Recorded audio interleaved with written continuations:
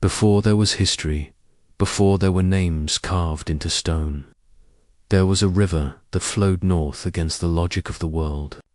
It carried black silt from the heart of Africa, spread it across barren land, and then withdrew, leaving life behind. This river was the Nile, and along its banks one of humanity's greatest stories would unfold. Egypt was never born in a moment. It emerged slowly, like dawn creeping across the desert, thousands of years before pyramids pierced the sky, before gods were given human faces and crowns. People learned to read the moods of the river. They learned when it would rise, when it would fall, and how to live in rhythm with it. From that rhythm came order, and from order came belief, power, art, and memory.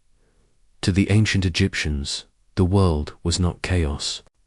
It was matter balance between land and water, life and death, humanity and the divine.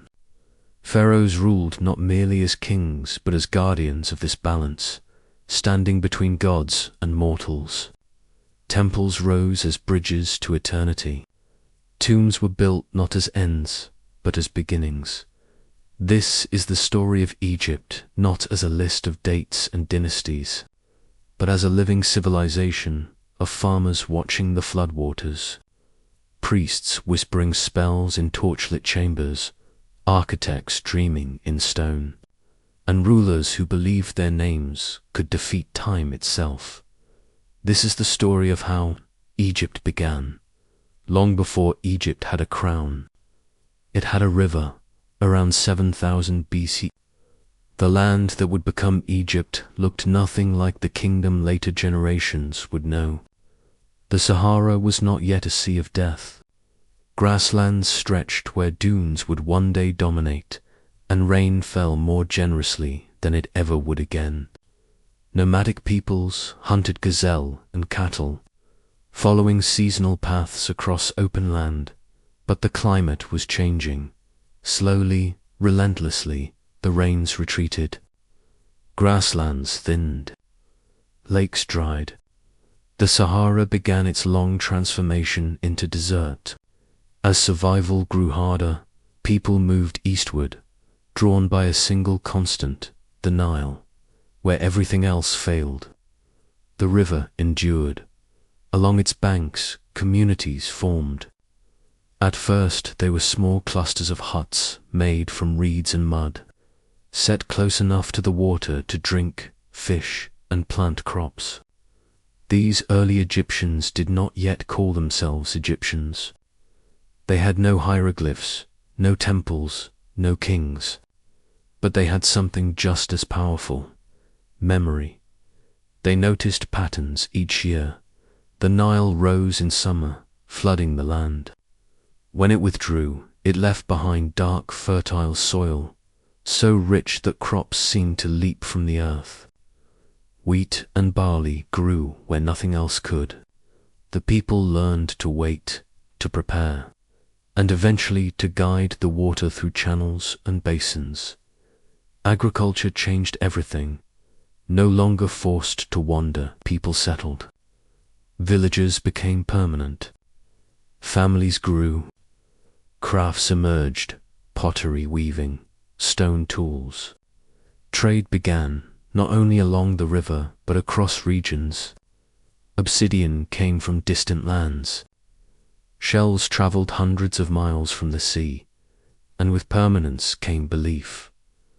The river was no longer just water. It was a force with intention. Its flood could bless or destroy. Its reliability suggested order, while its unpredictability inspired awe. The earliest seeds of religion were planted not in temples, but in the fields. By around 4000 BC, the Nile Valley had begun to divide culturally and geographically into two regions. In the south lay Upper Egypt, a narrow strip of land squeezed tightly between cliffs and river. Life here was harsher, more disciplined. The river ran swift and close, and communities clung to it like lifelines. In the north, lay Lower Egypt, where the Nile fanned out into a wide delta before meeting the Mediterranean. Marshes, reeds, and branching waterways define this land. It was richer, wetter, and more open to the outside world. These regions developed differently. Upper Egypt favored stone and strength. Lower Egypt favored clay, wood, and abundance. Their gods, symbols, and customs diverged. Even their crowns were different. The tall white crown of Upper Egypt and the red crown of the Delta. Yet they were bound by the same river, the same cycles, the same need for order as villages grew into towns. Leadership emerged. At first, these leaders were elders or skilled organizers, men and women who knew when to plant, when to harvest, how to resolve disputes. Over time, leadership hardened into authority. The first chieftains appeared. They commanded labor for irrigation projects. They organized defense against rivals. They oversaw trade and ritual. Power, once fluid, became inherited. Families rose above others. Status began to matter, and with status came conflict. By 3500 BCE, Egypt was no longer a quiet land of farmers. It was a mosaic of competing chiefdoms. Each controlled a stretch of river, a cluster of villages, a patch of fertile land. They marked their territory with symbols, standesimal totems, standards, and early PICTOG-RAPHS. War entered the Nile Valley. Not constant war, but decisive clashes. Control of water meant survival. Control of trade meant wealth. Victories were commemorated not with writing, but with images carved, palettes showing, captives bound, enemies struck down, gods approving the slaughter. One such artifact would later echo across history, a ceremonial palette depicting a king wearing one crown. Then another, smiting his foes beneath the gaze of divine symbols. This was not art alone. It was propaganda. It declared a new idea, kingship. By the late pre-dynastic period, several powerful rulers dominated Upper Egypt. Among them was a king whose name would blur into legend, possibly the same figure remembered later as Menes. Narmer did what no one before him had achieved. He united the two lands through conquest. Diplomacy and ritual, Upper and Lower Egypt were bound together under a single ruler. The white and red crowns were joined. The river was declared one body. Order triumphed over division. This was not merely a political act. It was cosmic to the Egyptians. Unity meant Mat. Division meant chaos. Narmer was not just a conqueror. He was a restorer of balance. The age of kings had begun. With unification came transformation. The early dynastic kings established a capital at Memphis, strategically placed where Upper and Lower Egypt met. From there, they ruled a land that now thought of itself as whole. Writing emerged in it as poetry, but as power. Hieroglyphs recorded names, offerings, victories. To write something was to make it real, to anchor it in time. Religion expanded. Gods were no longer local spirits alone. They became national forces. Horus, the falcon god of kingship, soared above the throne. Osiris, god of death and rebirth, began his slow rise to prominence. The afterlife took shape not as a shadowy realm, but as a continuation of existence. Death changed meaning. The elite no longer accepted oblivion. They prepared. Tombs grew more complex, filled with goods, food, tools, and symbols. The dead were expected to live again, and life required provisions. Kings were buried in vast mastabas, rectangular tombs with underground chambers. Around them, servants and officials were sometimes sacrificed, joining their ruler in death. Eternity, it seemed, demanded loyalty. Administration grew. Officials kept records. Taxation appeared in the form of grain. Labor was organized for state projects. Egypt was becoming not just a land, but a system, and systems crave permanence. By the end of the Second Dynasty, Egypt had stabilized. The chaos of unification had passed. Borders were secured. Trade flowed with Nubia, the Levant, and beyond. The kings now looked inward. They asked a question no civilization had asked so boldly before. How can power defeat time? The answer would be written in stone. Architects experimented. Mastabas grew larger. Stone replaced mud brick in sacred contexts. The idea of monumentality of building, not just for the present, but for eternity, took hold. These were still early days. The pyramids had not yet risen, but the vision was forming. A king was not merely a ruler. He was the axis of the universe, and his memory must never die, as Egypt stood on the edge of the old kingdom. The land was ready for wonders the world had never seen, the age that followed. Unification did not arrive with thunder or proclamation.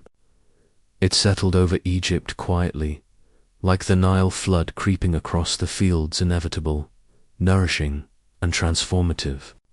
Later generations would call it the Old Kingdom, but to those who lived it, this was simply the world as it was meant to be, ordered, eternal, and ruled by a king whose authority flowed directly from the gods. By around 2686 BC, Egypt had entered a period of confidence unlike anything it had known before. The land was unified, the borders secure, and the river obedient to human understanding.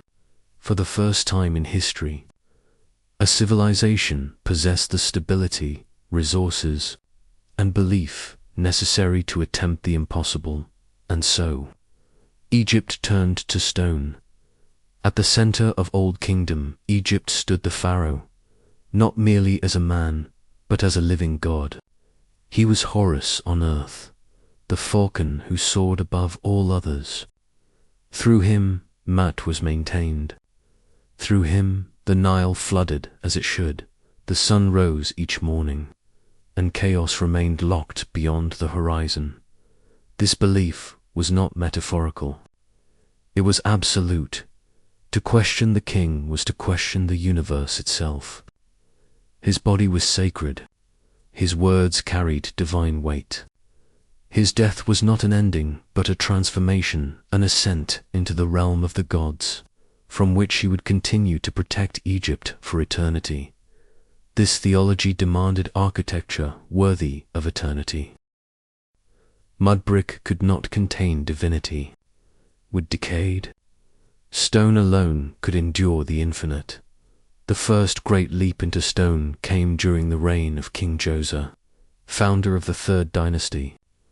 Djoser was not remembered primarily as a conqueror or lawgiver, but as a visionary, one who dared to reshape how kings met death. At Saqqara, near Memphis, Djoser's architect and vizier, Imhotep, conceived something no human had attempted before. Rather than building a single mastaba, he stacked them one atop another, each layer shrinking as it rose. The result was a massive stepped structure reaching toward the sky. The step pyramid was born. It was more than a tomb. It was a statement. Stone corridors stretched underground like veins, protecting the king's remains. Courtyards, chapels, and ceremonial spaces surrounded the pyramid, forming an entire sacred complex. The king would not journey alone into eternity. His rituals would continue forever. For the first time, Humanity had shaped stone on a monumental scale, not for survival, but for belief. Egypt watched in awe, and then Egypt imitated. Djoser's successors understood the message clearly. Power was now measured not only in land or armies, but in permanence. To rule Egypt was to leave a mark that time itself could not erase. During the Fourth Dynasty, this ambition reached its zenith. King Sneferu, perhaps the most innovative builder in history, devoted his reign to perfecting the pyramid.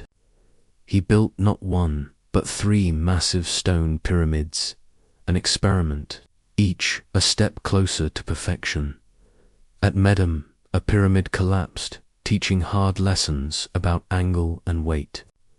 At Dosha, the bent pyramid rose, its slope changing midway as builders corrected fatal flaws. Finally, the Red Pyramid stood complete, smooth-sided, stable, triumphant. Sneferu had solved the riddle of stone. His son would turn that solution into legend. Under Khufu, also known as Cheops, Egypt summoned every resource it possessed. Tens of thousands of workers, farmers during flood season, skilled craftsmen year-round, were organized with astonishing precision. Contrary to later myths, they were not slaves. They were fed, housed, and honored. To build the king's eternal house was a sacred duty. On the Giza plateau, stone by stone, the Great Pyramid rose. It aligned with the cardinal points to near-perfect accuracy. Its casing stones shone white under the sun. Inside, narrow passages led to chambers placed with deliberate cosmic significance. The king's soul, it was believed, would ascend to the stars, specifically the imperishable stars of the northern sky. Beside it rose the pyramids of Kafir and Menkaure, forming a sacred landscape unmatched in human history. The Great Sphinx, carved from living rock, gazed eternally eastward, its leonine body symbolizing strength, its human face bearing royal calm. This was not architecture alone. It was theology made visible. Egypt had proven that belief could move mountains, or at least carve them, while kings prepared for eternity. Life for ordinary Egyptians continued in rhythms unchanged for generations. Farmers rose with the sun. Working fields measured and taxed by royal officials. Scribes recorded harvests with reed pens and ink made from soot. Craftsmen shaped copper tools, carved statues, painted reliefs. Trade caravans traveled south to Nubia and east to Sinai, bringing gold, incense, and turquoise. Families lived in modest homes of mud brick. Children learned trades from their parents. Music played at festivals. Beer and bread formed the foundation of every meal. Religion was woven into daily life. People prayed not only to great gods, but to local spirits and household deities. Amulets were worn for protection. The afterlife mattered deeply, not just for kings, but for all who could afford modest tombs and offerings, yet inequality was unmistakable. The pharaoh stood at the summit of society, followed by nobles, priests, and officials. Below them labored the majority. The pyramid age was glorious, but it demanded sacrifice not always evenly shared. As the 5th and 6th dynasties unfolded, the old kingdom began to change. Pyramids were still built, but they grew smaller. Resources stretched thinner.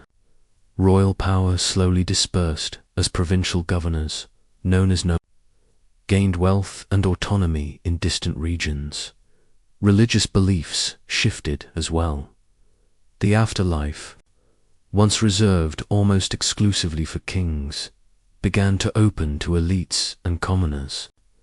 Texts once carved only in royal tombs, the pyramid texts expanded in influence, suggesting that eternal life was no longer the sole privilege of divinity. This democratization of eternity weakened the king's unique status at the same time. Environmental stress may have struck Egypt. Low Nile floods brought famine. Grain shortages bred unrest. The carefully maintained balance of Maat trembled. By the end of the 6th dynasty, royal authority had faded. The king was still sacred in name, but his reach no longer extended fully across the land. Stone endured. Power did not. The old kingdom did not collapse in flames. It dissolved. Pyramids stood unfinished. Central administration weakened. Egypt fractured into regional powers once more. The age of divine kingship gave way to uncertainty, hunger, and local rule. Later generations would remember the old kingdom as a golden age, time when humans built for eternity and believed without question. But beneath the monuments lay lessons written in silence. Even the strongest order can fracture, and even stone cannot hold chaos forever. Egypt was about to learn what it meant to live without a god-king when the old kingdom ended. Egypt did not fall with the drama of conquest or fire. There was no single battle, no foreign invader at the gates. Instead, silence spread across the land. The great administrative voice of the pharaoh faded, and in its absence, Egypt began to listen to many smaller voices, some hopeful, some fearful, and some desperate. This was an age the later Egyptians would struggle to describe. They called it a time when Maat faltered, when order loosened its grip and chaos crept in through the cracks.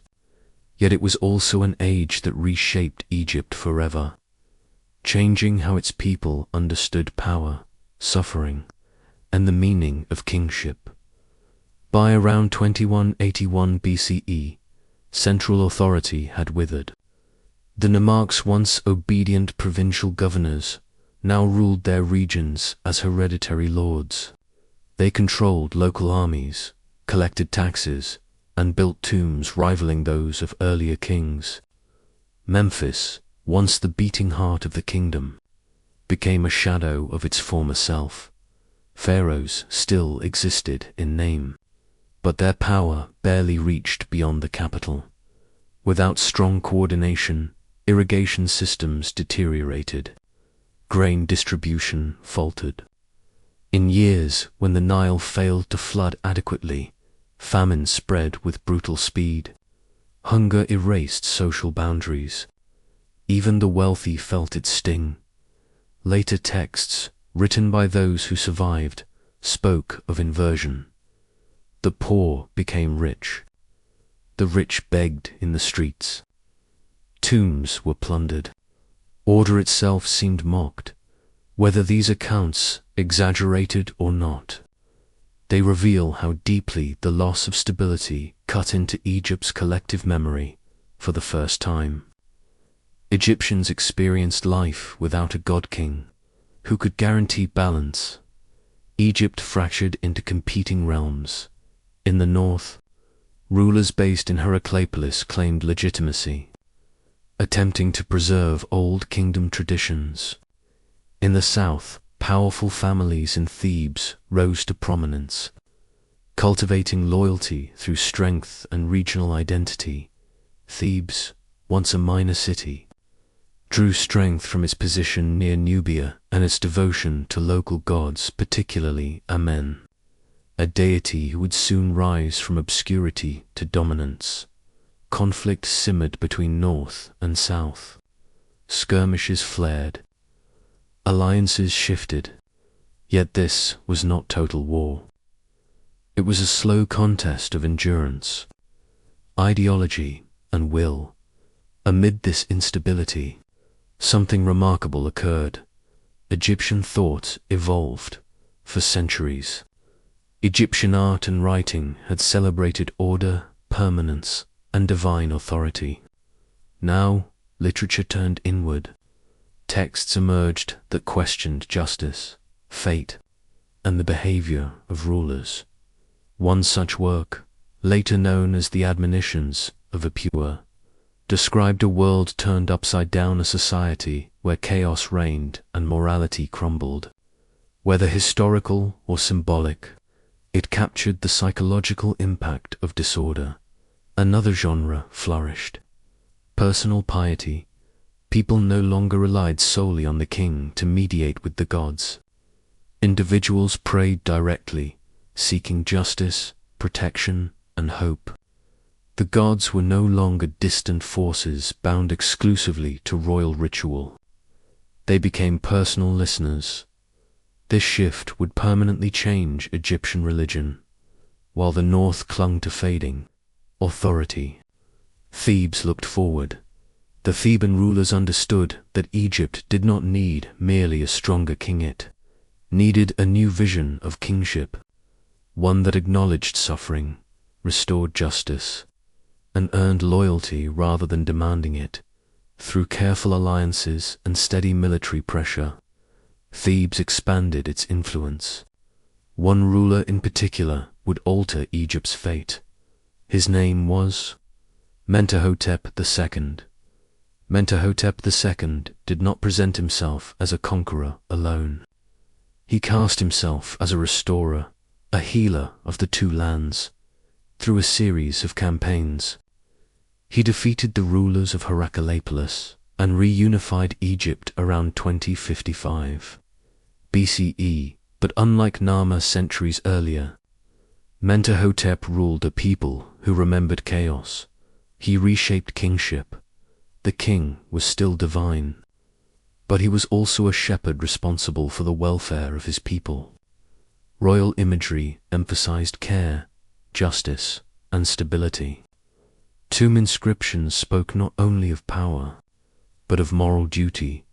Mentuhotep's mortuary temple at Deir el-Bahari, carved into the cliffs of western Thebes, symbolized this new balance between monumentality and humility.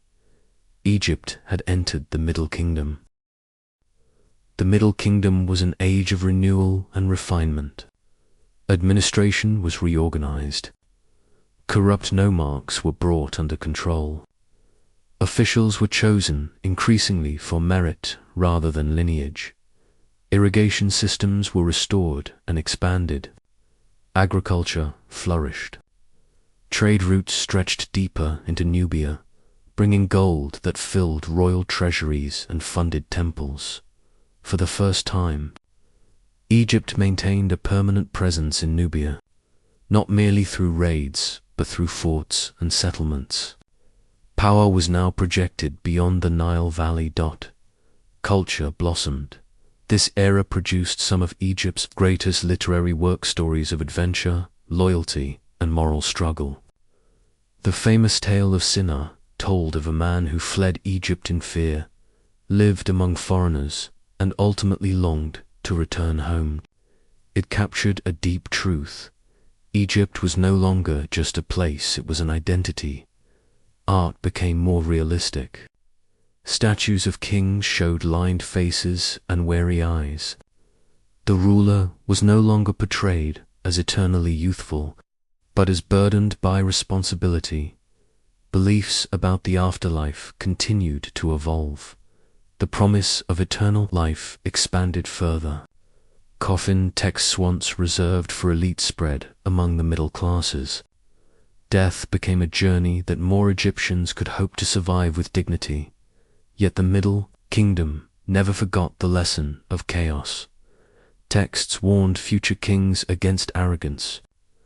Officials were reminded that injustice invited disorder.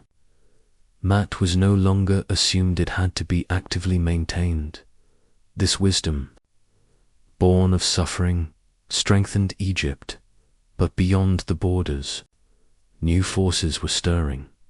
Strangers watched the wealth of the Nile. Trade brought not only goods, but ideas and sometimes threats. The Middle Kingdom stood strong, but no age lasts forever. The horizon darkened once more. Egypt had survived chaos once and emerged wiser. The Middle Kingdom restored confidence, prosperity, and moral order. For generations, the land flourished under strong kings who remembered the cost of neglect. But history is never still. Slowly, quietly, the foundations of order weakened again, not through sudden disaster, but through fatigue. By the late 13th dynasty, royal authority thinned. Kings ruled briefly and left little mark. Succession grew unstable. The carefully rebuilt system of administration began to fragment. Egypt once more drifted toward division. This time, however, chaos would not come alone. This time, it would arrive from beyond the horizon. The Nile Delta had always been Egypt's most vulnerable region. Open, fertile, and close to the eastern trade routes, it welcomed merchants, migrants, and travelers from the Levant. For centuries, this movement enriched Egypt. But as central authority weakened, foreign communities settled more deeply, more permanently. They brought unfamiliar customs, new weapons, and different gods. Egyptian rulers, focused inward, underestimated them. By around 1650 BCE, a foreign dynasty seized control of Lower Egypt. The Egyptians would later call them the Hyksos, rulers of foreign lands. Their capital was established at Avaris, deep in the delta. For the first time in history, Egypt was ruled by outsiders. The Hyksos did not destroy Egyptian culture. On the contrary, they adopted much of it. They used hieroglyphs, worshipped Egyptian goddesses, whom they associated with their own storm deities, and ruled as pharaohs. In name, yet their presence shattered a fundamental belief that Egypt was inviolable. They introduced technologies that transformed warfare. The horse-drawn chariot rolled across the delta. Composite bows pierced armor from distances Egyptians had never faced. Bronze weapons replaced copper. These innovations were not merely tools, they were symbols of humiliation. Egypt, once the unchallenged center of order, now paid tribute to foreign kings. Egypt fractured once more. The Hyksos controlled the north. In the south, native Egyptian rulers held Thebes, maintaining traditions and watching the delta with resentment. Between them lay shifting zones of influence, trade, and occasional conflict. Thebes endured. Its kings ruled in the name of resistance, not acceptance. They strengthened ties with Nubia, building alliances and training soldiers. Temples to Amun grew in power and wealth, reinforcing the belief that the gods had not abandoned. Egypt, the war for liberation would not be swift. It would be generational. The first open defiance came under Seqen-in-Ordau, a Theban king remembered not for victory, but for sacrifice. His mummy, discovered centuries later, bore horrific wounds, proof of a violent death. Likely in battle against the Hyksos, he did not live to see Egypt free, but he ignited a fire. His sons continued the struggle. Khomuz, fierce and determined, launched campaigns northward, striking Hyksos strongholds and cutting off trade routes. Though his reign was short, his victories proved that the foreigners could be challenged. Egypt's pride stirred. The final blow would be delivered by Ahmose I. Young when he ascended the throne. Ahmose inherited a kingdom hardened by loss and driven by vengeance. He reorganized the army, fully adopting the enemy's own technologies, chariots, advanced bows, disciplined formations. This was a new Egypt. The war was brutal. City by city, Ahmose pushed north. Avaris fell. The Hyksos fled, pursued beyond Egypt's borders into the Levant, where Ahmose destroyed their final strongholds. By around 1550 BC, Egypt was whole again, but it would never be the same. The trauma of foreign rule reshaped Egypt's worldview. Never again would Egypt rely solely on isolation for security. Borders were fortified. Standing armies became permanent. Nubia was conquered and controlled directly. Egypt now looked outward with suspicion and ambition. Religion changed to Nem, god of Thebes, rose to supreme status. His priests gained immense influence, shaping policy and belief.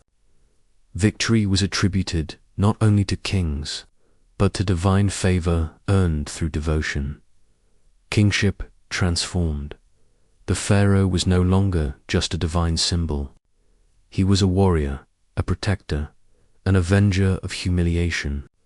The memory of the Hyksos would justify expansion for centuries to come. Egypt had been wounded. Now it would strike back at the world as Amos I consolidated power. Temples were rebuilt, administration restored, and monuments commissioned. But beneath the familiar forms lay a new spirit, restless, assertive, and confident in war. The Middle Kingdom had valued balance. The New Kingdom would pursue dominance. Egypt stood at the threshold of its greatest Aegean era of empire, wealth and breathtaking ambition. Pharaohs would command armies beyond the Nile, gods would be reshaped by ideology, and history would echo with names still spoken today. The sun rose on a different Egypt. Egypt had learned a hard lesson from its past. Chaos could fracture kingdoms. Foreigners could rule its lands. Weak kings could bring famine and disorder. But now, after the expulsion of the Hyksos, Egypt entered its most ambitious era, the New Kingdom. C. 1550 a 1070 BCE. This was the age when the Nile's rulers became not only gods on earth, but conquerors beyond its borders. Their ambition transformed Egypt from a riverine civilization into a regional empire, stretching into Nubia, the Levant, and beyond. It was also the age when religion, art, and culture reached breathtaking heights, and when human imagination dared to challenge the heavens themselves. Amos I, the king who expelled the Hyksos, laid the foundation for this golden age. Unlike his predecessors, he understood that power required both divine legitimacy and military dominance. He fortified Egypt's borders along the Nile and the Sinai, established garrisons in strategic locations, and created a permanent standing army. His campaigns extended Egypt's influence into Nubia, securing gold mines and resources critical for wealth and security. Trade expanded east into Canaan and the Levant, bringing exotic goods, raw materials, and new ideas. By the end of his reign, Egypt was not merely united, was poised to dominate its world. Amos's successors, including Amenhotep I and Thutmose I, built on this foundation, cementing a legacy of military prowess and monumental architecture. Temples rose, tombs deepened into the Valley of the Kings, and a sense of divine purpose pervaded every corner of society. If Amos restored Egypt, Thutmose III c. 1479 to 1425 BCE expanded it to its farthest reach. Called the Napoleon of Egypt, he led campaigns into Syria, Palestine, and Nubia, subduing rebellious states and integrating them into an Egyptian empire. His armies moved with precision, using chariots, archers, and infantry in coordinated strikes that shocked his enemies. Egypt's borders stretched from the Euphrates in the north to the Fourth Cataract of Nubia in the south. Trade and tribute flowed into the Nile Valley, filling the treasury with gold, timber, exotic animals, and precious stones. Egyptian culture spread alongside military power, influencing art, religion, and governance across the region. Despite the empire's militarism, Thutmose III also emphasized religious devotion. He built massive temples to Amun-Ra and other gods, linking military conquest with divine approval. The pharaoh was not only a king, but the instrument of the god's will on earth. Among the rulers of the new kingdom, none were as remarkable as Hatshepsut c. 1479 to 1458 BCE, one of the few women to rule Egypt as pharaoh. She wore the traditional regalia of kingship, including the false beard, and commissioned monumental works that symbolized both power and divine legitimacy. Her reign was marked by peace, prosperity, and cultural achievement. Hatshepsut restored and expanded temples, oversaw massive building projects, and launched trade expeditions to distant lands such as Punt, bringing back incense, myrrh, gold, and exotic animals.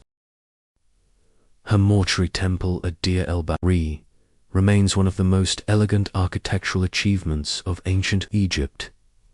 Hatshepsut's reign demonstrated that political authority in Egypt was as much about legitimacy, ritual, and symbolism as it was about military conquest. Her example would influence generations of rulers, showing that power could be wielded through vision and diplomacy, as well as through the sword. The 18th dynasty produced one of the most controversial figures in Egyptian history, Akhenaten c. 1353 to 1336 BCE. Akhenaten broke centuries of tradition by promoting the worship of a single god, Aten, the sun disk. Over the established pantheon, he moved the capital to Akhetant, modern-day Amarna, abandoning Thebes and its temples. Art became elongated and expressive, showing the royal family in intimate, humanized forms rather than rigid, divine poses. Religion became centralized in the king's person. Akhenaten himself was seen as the sole intermediary between humanity and Aten. Though revolutionary, his reforms were destabilizing. Temples of Amun lost power, and traditional priests resisted. After Akhenaten's death, the old order was swiftly restored under Tutankhamun and his successors. Nevertheless, the Amarna period left an indelible mark on art, religion, and the imagination of Egypt. Tutankhamun, c. 1332 sampai 1323 BCE, is remembered today, more for the treasures of his tomb than for his deeds as king. Yet his reign symbolized Egypt's return to stability. He restored the old gods, returned the capital to Thebes, and reinforced the authority of the priesthood of Amun. Though he died young, Tutankhamun's tomb, buried in secrecy in the Valley of the Kings, became a time capsule of New Kingdom life. Its treasures, uncovered millennia later, revealed the wealth, artistry, and devotion of Egypt at its height. The 19th dynasty brought Ramses II, c. 1279 a 1213 BC, perhaps the most iconic pharaoh in history. Known as Ramses the Great, he ruled for over 6 decades. Combining military skill with monumental architecture, Ramses fought the Hittites at Kadesh in northern Syria, creating one of the largest recorded battles of the ancient world. Though the battle ended inconclusively, Ramses portrayed it as a divine victory. Immortalized in temple reliefs, he commissioned vast building projects, temples at Abu Simbel, Luxor, and Karnak. Statues of the pharaoh towered over cities, asserting his divine power and eternal presence. Under Ramses, Egypt's grandeur reached its peak, and its image as a timeless empire was cemented in stone and memory. Despite its brilliance, the new kingdom was not immortal. After Ramses III c. 1186 to 1155 BCE, Egypt faced internal unrest, economic strain, and foreign invasions. The Sea Peoples struck the Nile Delta. Famine and labor unrest grew, and central authority weakened. By 1070 BCE, the New Kingdom ended. Egypt would continue to exist, ruled by later dynasties. But the age of empire, the era when pharaohs commanded armies beyond the Nile, was over. Temples continued to rise. Gods continued to be worshipped. But the energy that had built pyramids, armies, and empires had passed. The New Kingdom was Egypt at its fullest, wealthy, powerful, ambitious, and creative. It was a civilization capable of uniting art, religion, architecture, and military skill into a single, coherent vision of divinely ordained order. Pharaohs became gods, generals, architects, and mediators of the divine. The Nile, once merely a river, became the lifeblood of an empire that touched deserts, mountains, and seas. And through it all, Egyptians learned a profound lesson. Power alone is fragile. Even the mightiest kings and armies eventually fall, but their names, monuments, and the culture they shaped could endure forever. The brilliance of the New Kingdom faded, and Egypt entered a period of uncertainty. From around 1070 BCE onward, the land of the Nile faced internal fragmentation, foreign invasions, and shifting dynasties. Power was no longer absolute. It was contested, fragmented, and increasingly fragile, yet even in decline. Egypt remained magnetic. Its culture, religion, and history continued to shape both its people and the world beyond. After the New Kingdom, Egypt was ruled by a series of weak pharaohs. The centralized authority that had once commanded vast armies now struggled to maintain order even along the Nile itself. Nomarchs, local governors, regained autonomy in their regions. Conflicts erupted between north and south, echoing the turmoil of the First Intermediate Period. Religious authority became a tool of politics. Temples to Amun, Ra, and other gods wielded economic and political power. High priests often controlled resources rivaling those of the pharaoh himself. Kings increasingly relied on alliances with religious elites to legitimize their rule, while also attempting to curb their influence, a delicate balancing act that frequently failed. The late period was punctuated by a series of foreign invasions. Around 712 BCE, the Assyrians pushed into Egypt, threatening traditional power structures and exposing the kingdom's vulnerability. Pharaohs such as Taharqa of the Nubian 25th dynasty resisted fiercely, but even Egypt's best armies could not fully repel the tide of foreign influence. Later, the Persians conquered Egypt twice, first under Cambyses II in 525 BCE, and again under Darius I, establishing Egypt as a satrapy of the vast Achaemenid Empire. Persian rule brought taxation, new administrative systems, and cultural exchanges. But it also inflamed local resentment and intermittent rebellions. Despite these challenges, Egyptian culture endured. Language, religious traditions, and artistic motifs continued largely unchanged, demonstrating a resilience that outlasted political domination. By the 4th century BC, Egypt came under the sway of Alexander the Great. In 332 BC, Alexander entered Memphis and was hailed as a liberator from Persian rule. He founded the city of Alexandria, which would grow into a vibrant hub of Hellenistic culture, trade, and learning. Alexander's conquest brought Greek ideas, philosophy, and governance into Egypt. Yet he also embraced Egyptian traditions, presenting himself as a pharaoh and maintaining religious rituals to legitimize his rule. After his death, his general Ptolemy I Soter assumed power. Founding the Ptolemaic dynasty, the Ptolemies ruled Egypt for nearly 3 centuries, blending Greek and Egyptian culture in a unique synthesis. They built monumental structures, supported learning, and maintained the ancient religious practices to legitimize their authority. The Library of Alexandria and the Lighthouse of Pharos became symbols of knowledge, trade, and maritime power. Yet their reign was marked by political intrigue, internal revolts, and cultural tension. Native Egyptians often resisted Greek rule, while the Ptolemies relied heavily on Greek administrators and soldiers to maintain control. The Ptolemaic dynasty reached its dramatic conclusion with Cleopatra VII, 6930 BC.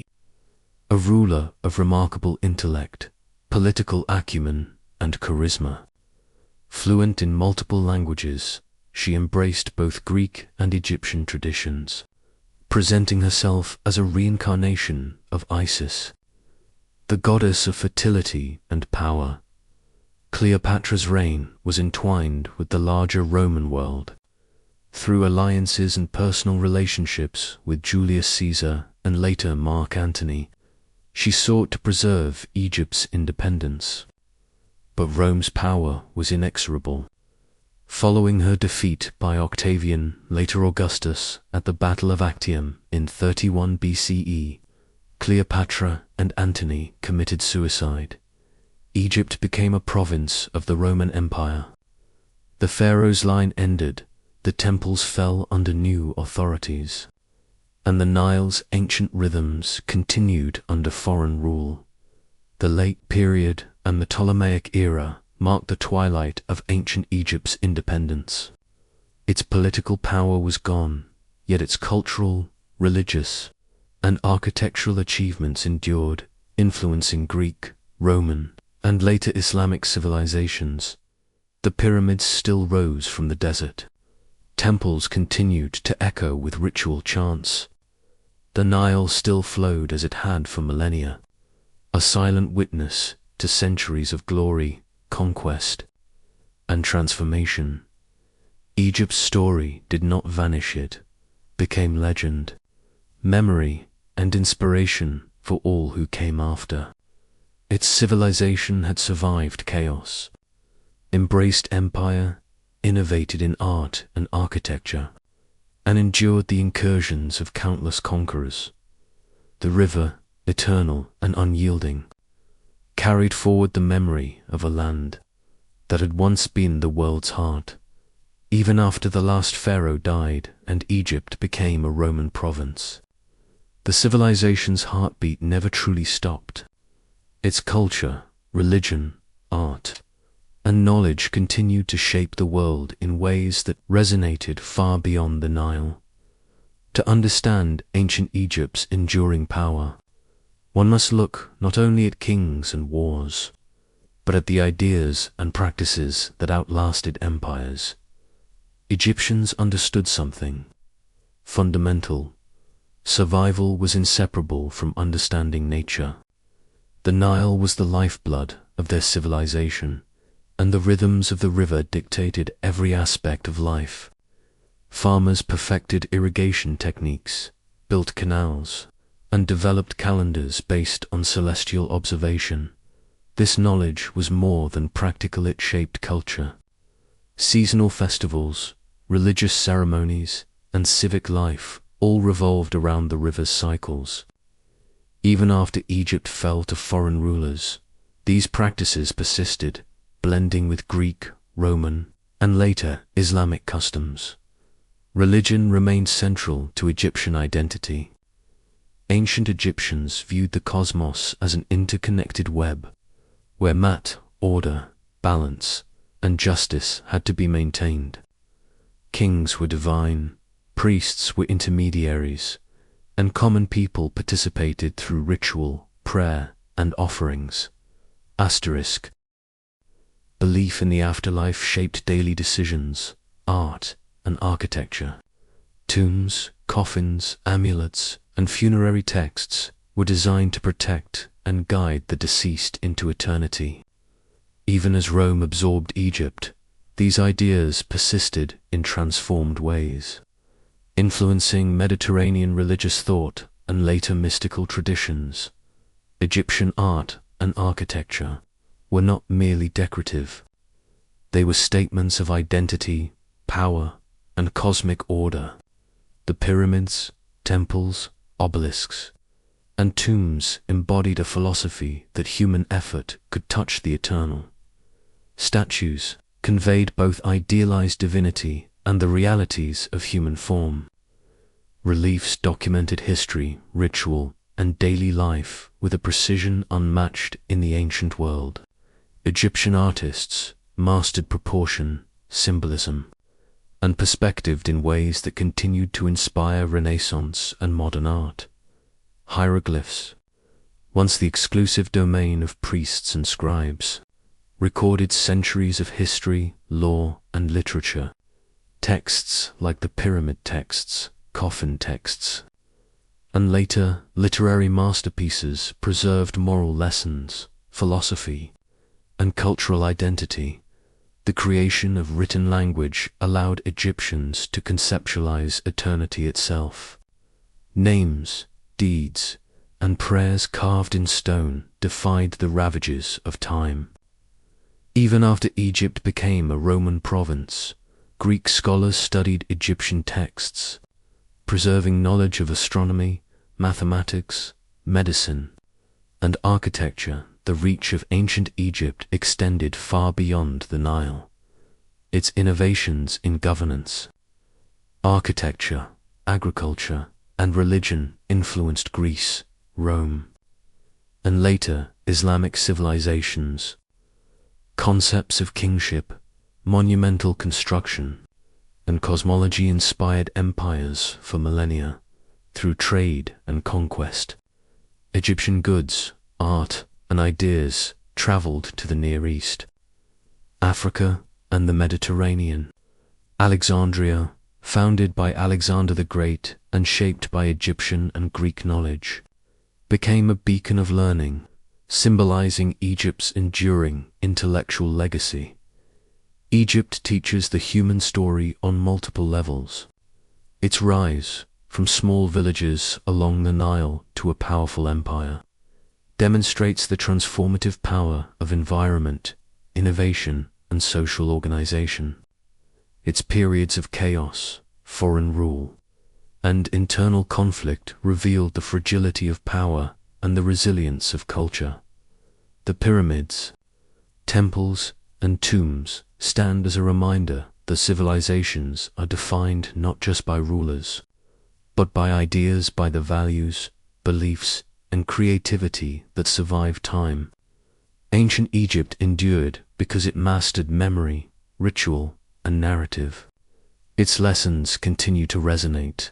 Balance, order, ingenuity, and faith can shape not only a nation but human imagination itself. Through the rise and fall of pharaohs, the splendor of pyramids, the ambitions of conquerors, and the quiet resilience of its people, Egypt remained alive in memory and legacy. The Nile continued to flow, indifferent to empires, yet essential to every chapter of Egypt's story. Civilizations came and went, but Egypt endured not as a political power, but as a testament to human vision, belief, and perseverance. Its story is one of ambition and humility, mortality and eternity, chaos and order. It reminds us that even as rulers fall, ideas, culture, and the human spirit can withstand the test of time. Ancient Egypt had become more than a kingdom. It had become eternity made manifest, a civilization whose river of memory flows to this day.